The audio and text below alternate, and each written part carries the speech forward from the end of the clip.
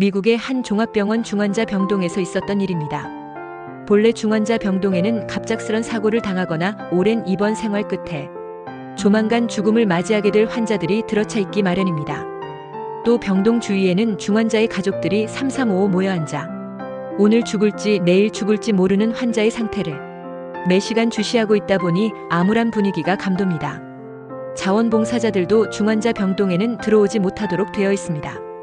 그런 중환자 병동에 아주 심한 화상을 입고 생사의 기로를 헤매는 10대 초반의 어린 소년이 있었습니다.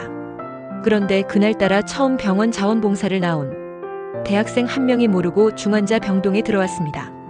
병원 담당자도 모르는 사이에 일어난 일이었습니다. 그 대학생은 이 소년의 기록을 보고 나이를 확인한 다음 중학교 2학년 과정에 해당하는 영어 문법의 동사 변화를 가르치기 시작했습니다. 물론 소년이 제대로 알아듣는지 못 알아듣는지 확인할 수는 없었지만 이 순진한 대학생 자원봉사자는 며칠 동안 어린 소년을 열심히 가르쳤습니다. 그런데 너무나 놀라운 일이 벌어졌습니다. 회복 가능성이 아주 희박하다고 판정을 받았던 소년의 상태가 조금씩 회복 기미를 보이기 시작한 것입니다.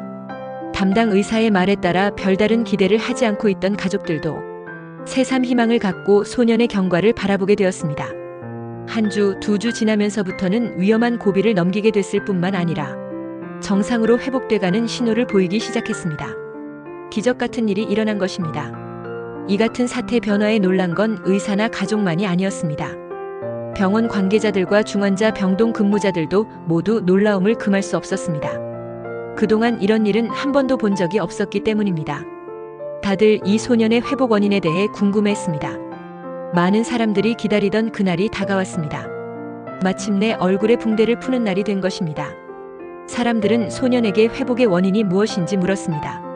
소년의 대답이 걸작이었습니다. 사실은 저도 가망이 없다고 스스로 포기하고 있었어요.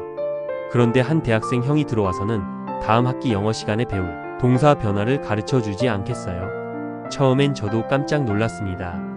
그런데 그 형이 내가 나와서 학교에 돌아갈 때쯤엔 이것들을 알아둬야 해. 그래야 학과 진도에 뒤떨어지지 않을 거야. 하는 거예요. 그때 저는 확신했죠. 아, 의사 선생님들이 내가 나을 수 있다고 판단했나 보다. 그렇지 않고서야 이렇게 붕대를 칭칭 감고 있는 나에게 다음 학기 동사 변화를 가르쳐 줄 리가 없지. 그때부터 마음이 기쁘고 소망이 생기기 시작했습니다. 참으로 놀라운 일이 아닐 수 없습니다. 생사를 알 수 없던 한 소년을 살려낸 건 다름 아닌 한 순수한 대학생의 지혜로운 봉사였던 것입니다. 그것이 곧 사랑의 힘입니다. 사랑의 봉사, 사랑의 헌신이 보여주는 사람을 살리는 위대한 힘입니다.